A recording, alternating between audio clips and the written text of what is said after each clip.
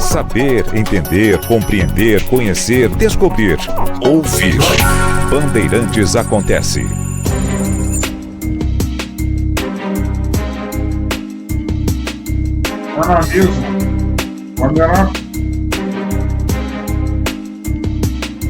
Os Estados Unidos, o Japão, as Filipinas fizeram exercícios militares perto de Taiwan.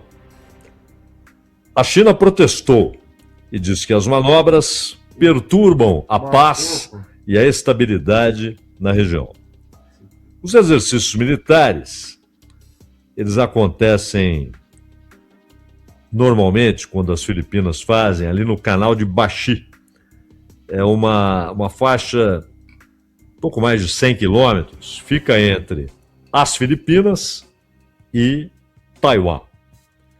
Aviões dos Estados Unidos, das Filipinas, do Japão, patrulharam as Ilhas Batanes, aí no extremo norte das Filipinas, e o exército filipino, no comunicado, disse que as manobras são para demonstrar capacidade de operar em conjunto sem problemas em ambientes marítimos complexos. Muita gente pode se perguntar, mas por que ambiente marítimo complexo? A China responde. Ela lembra que fazer exercícios militares perto de Taiwan é, do ponto de vista de Pequim, fazer exercícios militares perto, muito perto, da China. Foi a primeira vez que ativaram essas atividades de cooperação marítima multilateral. A primeira vez que as forças desses três países foram além do Mar do Sul da China. Uma coisa são barcos filipinos patrulhando, outra coisa é um exercício militar com a presença dos Estados Unidos. E nessa região, no Mar do Sul da China, já houve confrontos entre China e Filipinas, né? Tensões. O exército filipino diz que as operações aéreas foram efetuadas no espaço aéreo sobre o território filipino e suas águas territoriais ao norte de Luzon. A China respondeu com palavras de indignação. Inclusive, o porta-voz do exército chinês, Zhai Zhishan, disse que as Filipinas cooptaram países de fora da região para organizar as denominadas patrulhas conjuntas, o que perturba a paz e a estabilidade na região. E ele disse que Pequim fez uma patrulha de rotina no Mar do Sul da China entre 23 e 26 de fevereiro. É claro que essa história de que as Filipinas, elas, na palavra do exército chinês, cooptaram países de fora da região, essas palavras não traduzem a realidade. É óbvio que não foi o governo filipino que puxou os Estados Unidos e o Japão para esses exercícios. Ocorreu o oposto. As Filipinas, pela sua posição geográfica, foram envolvidas pelos Estados Unidos e o Japão, da Takaishi, que usa discursos cada vez mais belicistas e ameaçadores em relação à questão China e Pequim, mas não tem a menor capacidade militar de bancar o que diz, a não ser, claro, com forças dos Estados Unidos, protegendo, defendendo o Japão e agindo militarmente numa ação reivindicada pela Takaishi. Mas claramente esses exercícios foram determinados em Washington, não em Manila, não em Tóquio, mas em Washington. Não há a menor dúvida. Mas por que mera provocação? Isso puxa uma outra questão. Os Estados Unidos estão cada vez mais enfatizando a importância de Taiwan. Nunca houve tantos negócios de venda de armas como agora para Taiwan. Taiwan sempre adquiriu armas dos Estados Unidos, mas nunca como agora, mesmo considerando a mudança de preço. Não estamos falando de volume de dinheiro, mas de poderio das armas adquiridas. Uma extraordinária capacidade militar se instala em Taiwan com esse arsenal que é adquirido dos Estados Unidos, inclusive caças, baterias antiaéreas modernas, etc. O que está em jogo, porém, não é um capricho dos Estados Unidos e um capricho da China. Isso é muito importante para a China, vamos provocá-la, né? Vamos dificultar a retomada de Taiwan, vamos irritar o governo chinês. Não. Tudo isso é muito caro para ser uma mera provocação. Você não coloca um porta-aviões do outro lado do mundo se não for por um motivo muito importante, porque é caríssimo deslocar e operar o porta-aviões. Em termos de porta-aviões, nem Rússia nem China se aproximam do poderio dos Estados Unidos. Eles vão para 12 porta-aviões. Então a diferença é muito grande. E no caso desse que foi para a região do Irã, o Ford, o Gerald Ford, e também o Abraham Lincoln, a capacidade de transporte de caças é imensa. E claro, cada porta-avião é acompanhado de dezenas de barcos de guerra que o protegem. Também todos caríssimos. Colocar um único e solitário caça no ar é caríssimo. E dezenas. Então, não é uma brincadeirinha. É a importância que Taiwan tem hoje para a China e Estados Unidos. Porque Taiwan tornou-se vital para a economia destes dias. Taiwan produz o elemento essencial e cada vez mais importante, que são os minúsculos semicondutores, os chips. E vale notar, o Marco Rubio disse ontem ou anteontem, ele disse o seguinte, que para os Estados Unidos é muito importante conseguir alcançar uma estabilidade na relação com a China. O Marco Rubio chegou a dizer que uma guerra comercial entre os dois é ruim para os dois e para o mundo. E, portanto, é preciso que haja convergências mais do que divergências entre China e Estados Unidos.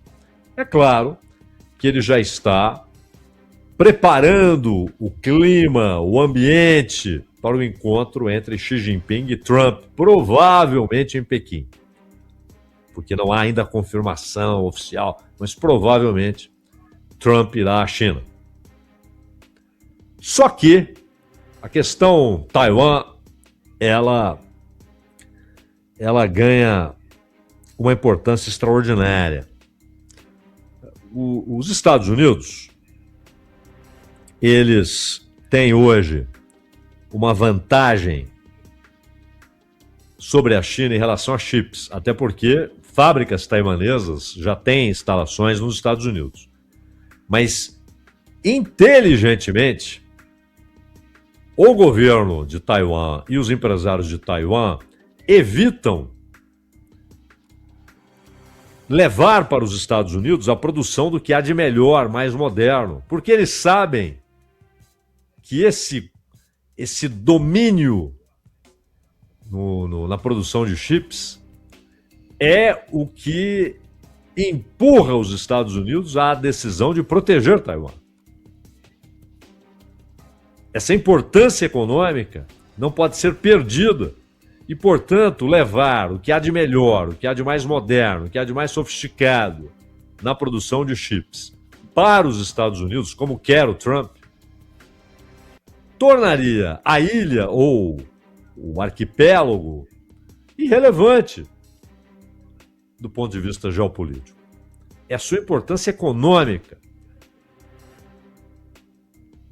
que lhe dá poder de barganha. Bom, a China tem uma vantagem imensa sobre os Estados Unidos e sobre o mundo inteiro: energia. E esses dois pontos, chips, semicondutores e energia, esses dois pontos são os elementos essenciais da economia destes dias, da economia moderna. Não há indústria tecnológica sem esses dois elementos: produção de energia e os semicondutores. Assim como não há sem os minerais, etc. E no caso da China, a produção de energia dá à China uma vantagem não apenas na indústria convencional, mas na indústria de alta tecnologia, uma vantagem formidável. Segundo dados da Administração Nacional, esses dados estão na Bloomberg, só no ano passado, só em 25, janeiro a dezembro, a China adicionou uma capacidade ao que já tinha, que representa um aumento de 16,1% em apenas um ano em capacidade de produção de energia.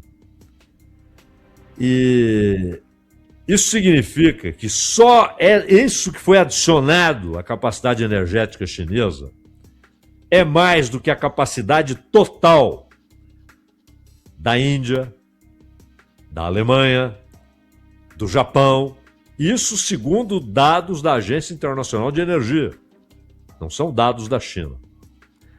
Os Estados Unidos são o único país que tem um número superior ao que a China produziu só em 25, ao que ela adicionou em 2025.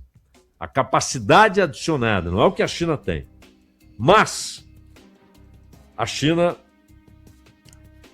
produz muito mais energia que os Estados Unidos. E é o único país que tem uma produção mais próxima da China.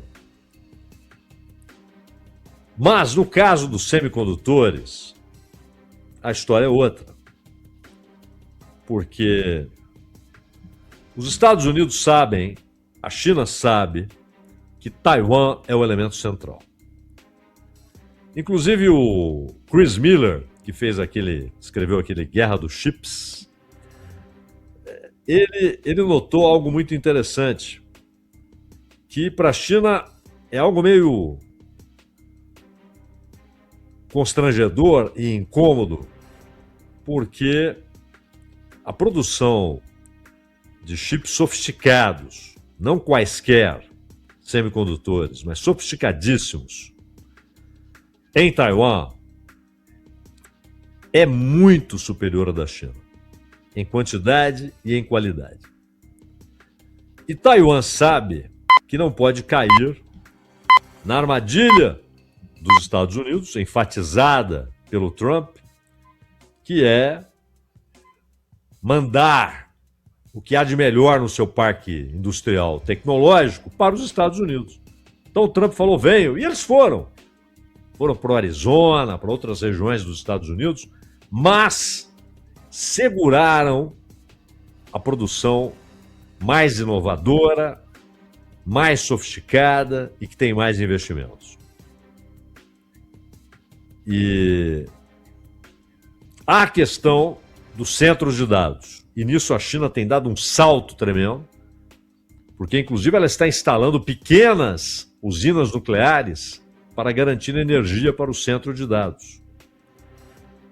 Falamos aqui do erro cometido pelo Haddad quando foi aos Estados Unidos e prometeu energia de graça, ou seja, água abundante.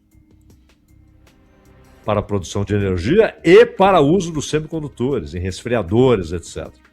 O que pode comprometer, inclusive, regiões onde podem ser instaladas essas centrais de dados.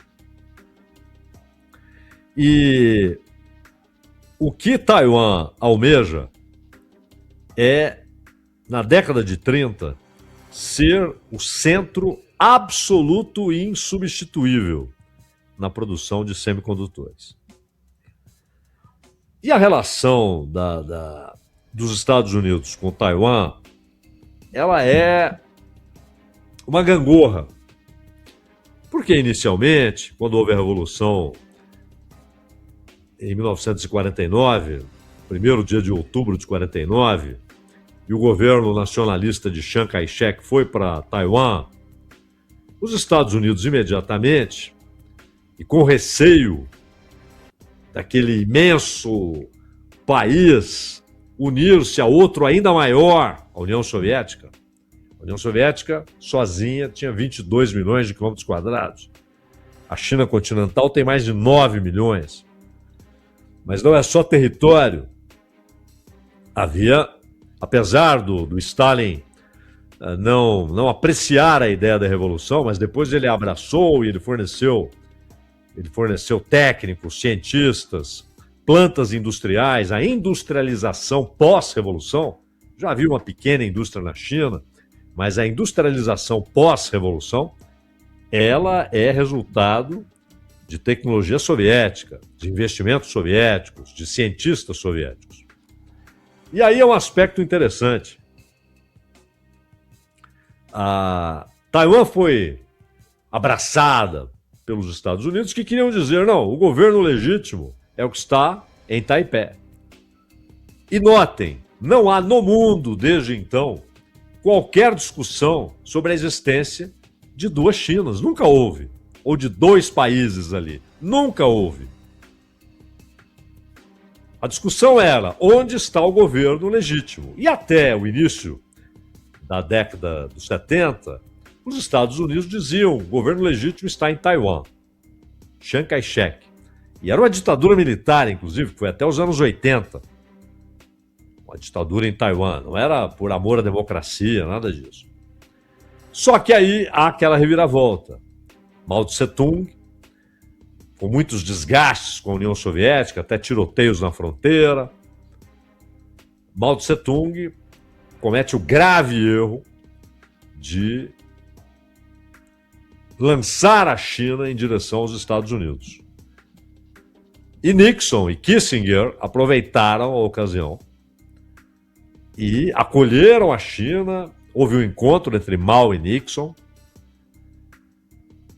E quando, depois que Mao morre, a camarilha, chamada Camarilha dos Quatro, né, é presa, Deng Xiaoping é reabilitado por Hua Guofeng, inicia as 4 grandes reformas.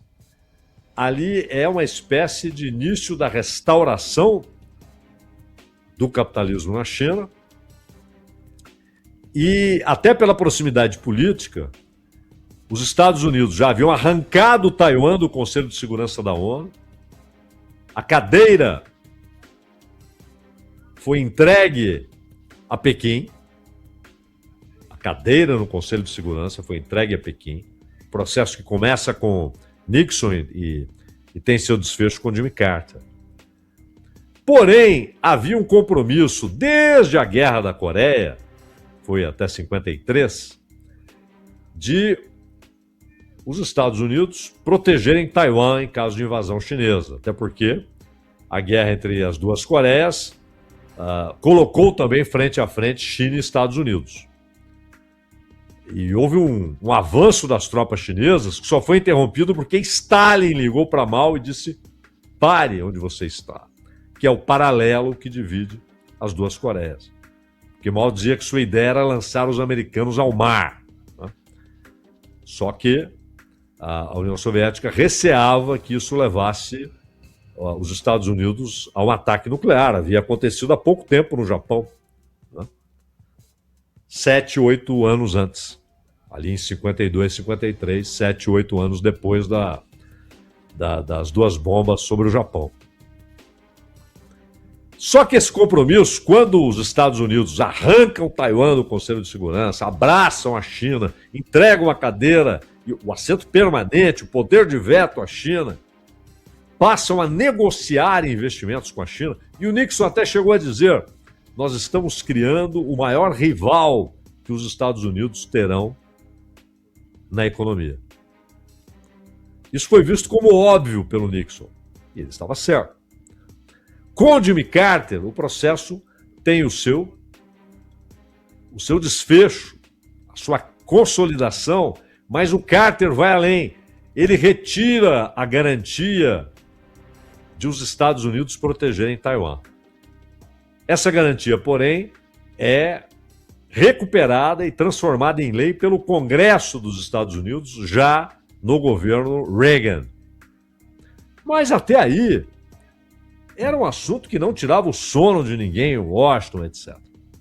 As revoluções tecnológicas, e não só as revoluções, mas o que elas desencadearam na economia.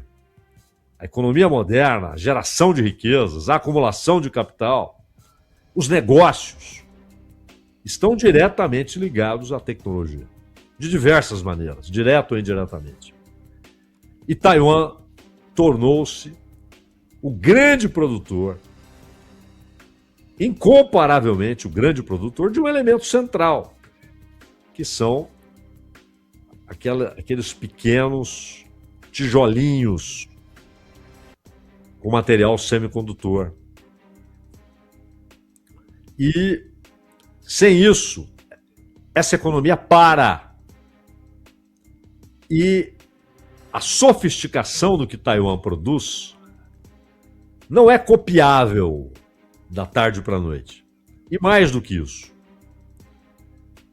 a sua importância para a economia é tida hoje como insubstituível para os Estados Unidos e para a China.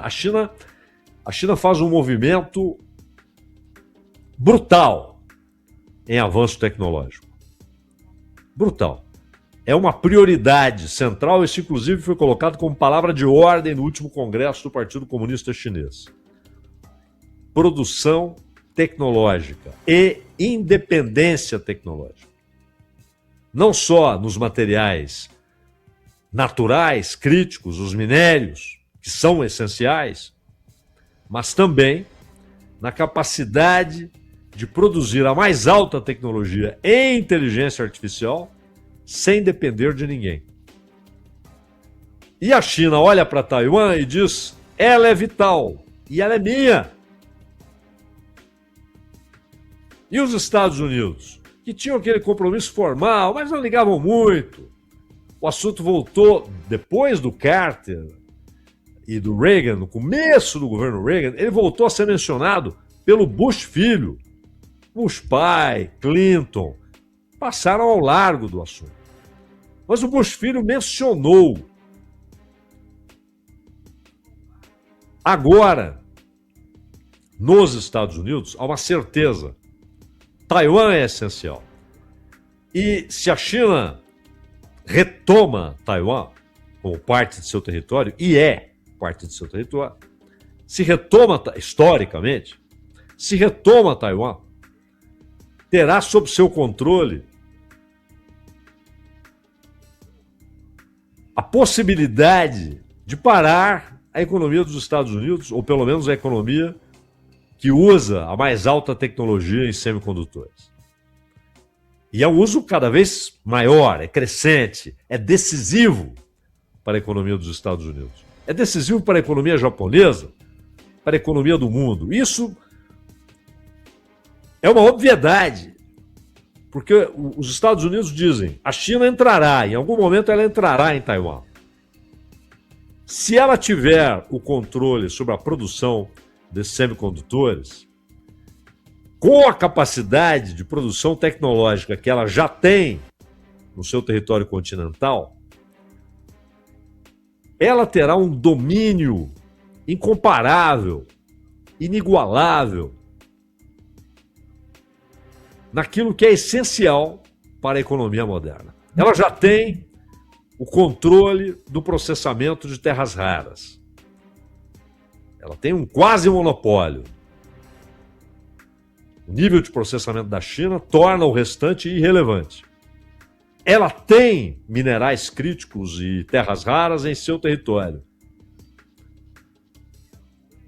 Se ela conseguir o controle sobre a mais importante produção de semicondutores no planeta, e Taiwan projeta, repito, que em 2030 sua produção se torne insubstituível, um nível de avanço que não poderá ser alcançado. E com essa ideia de, para agradar aos Estados Unidos, instalar fábricas nos Estados Unidos. Mas não o que há de mais importante. Porque diz, se eu levo tudo para lá, que importância terá a ilha de Taiwan? Que importância terá a questão territorial? Nenhuma. O que eles querem já estará lá. E isso mostra um outro ponto. Esse assunto merece horas, né, de conversa, mas isso mostra um outro ponto. O aprofundamento da desigualdade econômica entre, em uma ponta, China e Estados Unidos, alguns países com uma produção tecnológica importante, como a Alemanha, como Israel, como a Rússia, como a Índia, cada vez menos relevantes, França e Grã-Bretanha, vale ressaltar, mas o resto do mundo está sendo empurrado para uma condição periférica porque a industrialização nos países que eram chamados de subdesenvolvidos, ela era uma reprodução de plantas existentes. Hoje não. Você se tornará inevitavelmente dependente de importação de tecnologia e não conseguirá acompanhar, não conseguirá a independência e a soberania na sua produção local de tecnologia. E países como o Brasil, a Argentina, em geral a América do Sul, nesse planejamento global das duas potências, a América do Sul entra como fornecedora dos minerais vitais para essa economia, além da comida. Claro, sem comida nada há. Mas não há dúvida que esses saltos tecnológicos aprofundarão, alargarão a desigualdade econômica entre as economias centrais, assim chamadas, e a grande maioria que hoje está na condição de mundo periférico. E Taiwan, entendendo esse jogo, torna a sua produção vital para essa economia. Sabe que essa é uma garantia do olhar dos Estados Unidos, mas sabe também que isso aumenta a pressão interna na China para, no momento que a China julgar adequado, invadi-la.